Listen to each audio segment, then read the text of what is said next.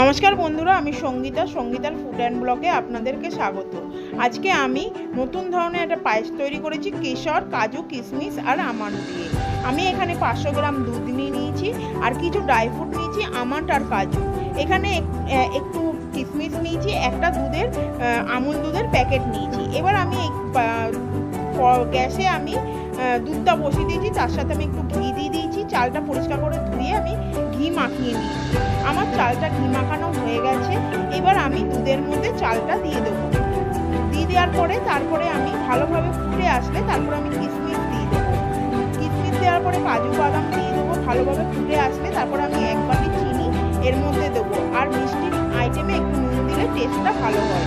এবার আমার দুধটা ফুটে যখন এসেছে তখন আমি গুঁড়ো দুধের প্যাকেটটা পুরো দিয়ে দেবো। আমার পায়েসটা তৈরি করা হয়ে গেছে। যদি আমার রেসিপিটি আপনাদের ভালো লেগে থাকে তাহলে লাইক করবেন।